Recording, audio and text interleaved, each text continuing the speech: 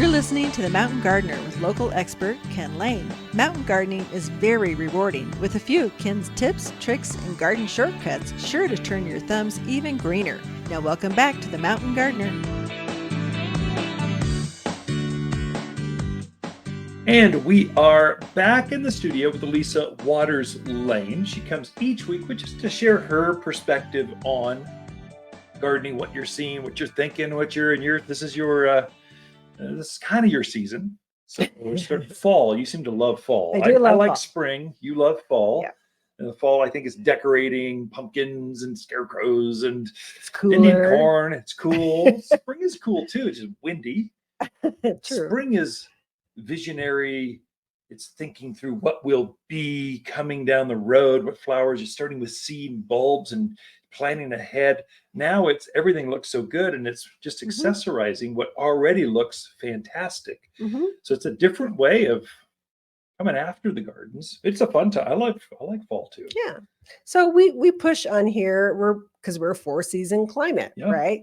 So you should have something in your yard that looks beautiful for each season. Oh yeah.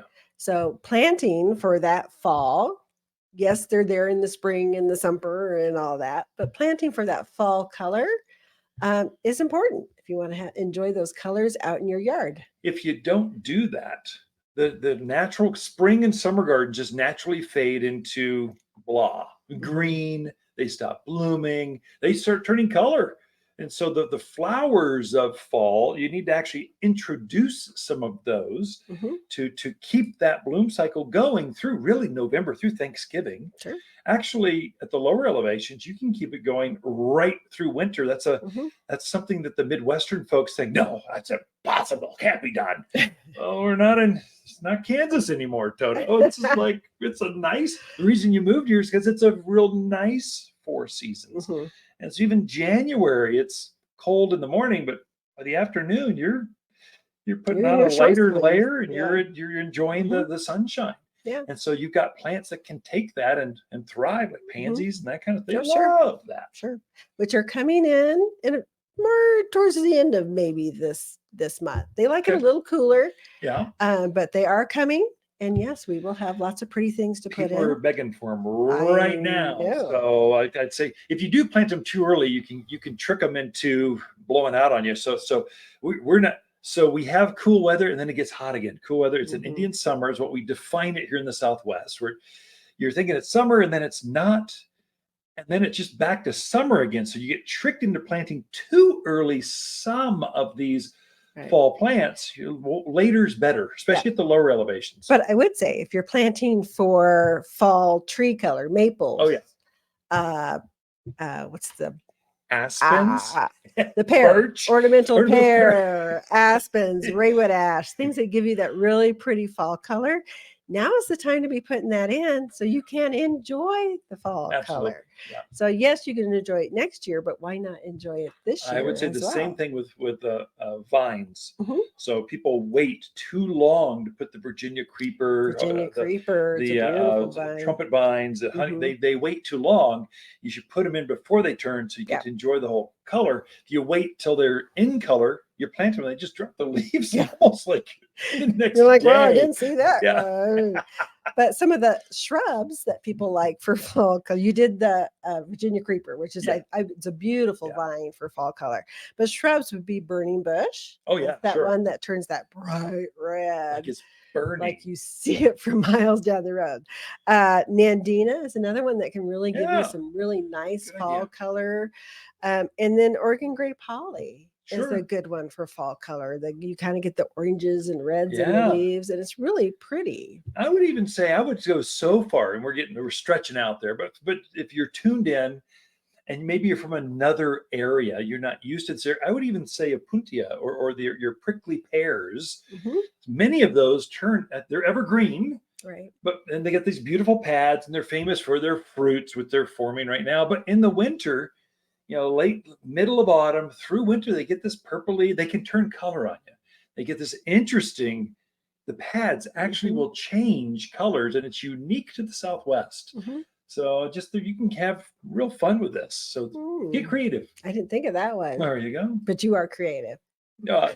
I love agaves, or century plant, this beautiful, very spiky, very southwestern thing. I love putting that in a container, and then at winter, or I guess you could do it Halloween. Put little scarecrows in the end of the spikes. I like little gold balls on the end of the, get a real big fat blue pad. They come out with this very dangerous thorn. And so, but it's a protection thing. It keeps the animals off of that plant. But you can use those and stick to kind of put some, have some fun decorations on the end of your uniquely Arizona plant. Would that protect the ends of your plants from winter freezing? It would protect, but it would protect your shins from dinging. No, it's not. They're so hardy. They're good down to, I think, minus 20 degrees. Even Flagstaff, the North Rim, they have agaves growing up there, the hardy ones that we grow, and they get sub-zero every single year. So they've got enough antifreeze in them. They don't need protection. They just grow without care. Yeah. Some other great plants you can put in now for fall enjoyment would be your grasses. Oh yeah. Your muhly grass, your miscanthus, your pampas grass. Yeah, the big boy. Yeah. So there's a lot of things you can put in now that are just starting to really show their beautiful look that they'll be having. So a lot of people, along with that, is mums. Everybody thinks of mums for fall. That's right. And actually mums are a really good perennial for here. Animal resistant.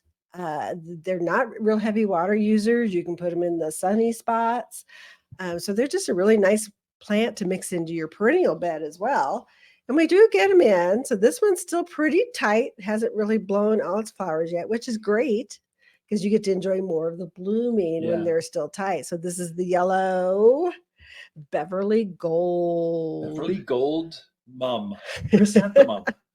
Yeah. So just real pretty to put in right now. We have yellows, we have reds, oranges, bronze, and they're just starting. So lots of and they will come back. So you plant them once. Most folks throughout the country treat this as an annual. They just want the flowers in fall, and then they're done. They'll pull it up and go, it's been good knowing you. I had a good 3-month ride. You're out of here. It's like a big floral bouquet. Right.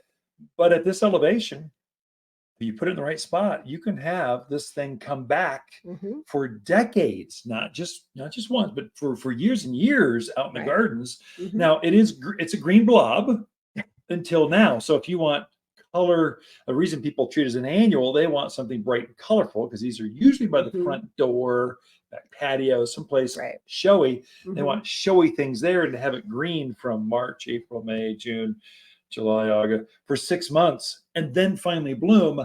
That's why they pull them up, or you could take it out and plant it somewhere else. That's what I do, because I love putting these in pots to decorate the fall with, and then I just put them someplace else in the yard. We've always got a little spot or a perennial bed you can mix them into. The other thing we have right now are asters. Oh, they came in. Yeah. Neat. So asters are another one of those late summer bloomers.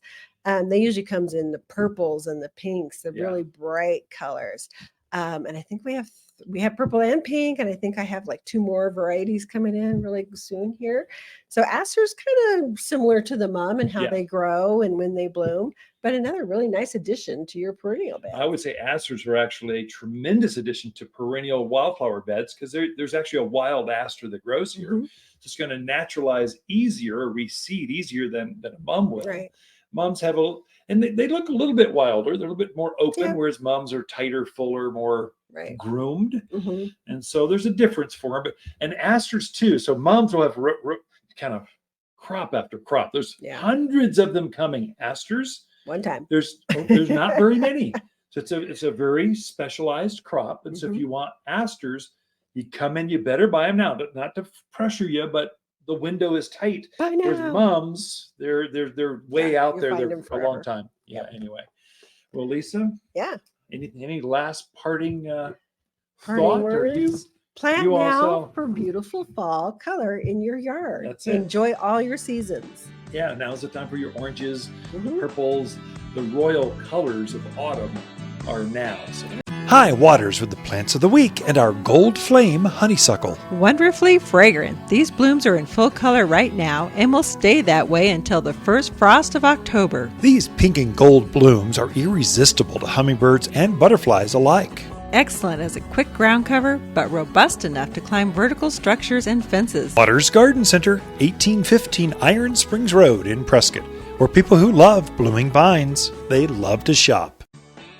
You're listening to garden expert Ken Lain, owner of Waters Garden Center in Prescott. Look for more tips, tricks, and garden shortcuts through Ken's website. Additional shows of this podcast, read his weekly garden column, or follow him on Facebook, Instagram at watersgardencenter.com. That's Waters with 2 T's, gardencenter.com.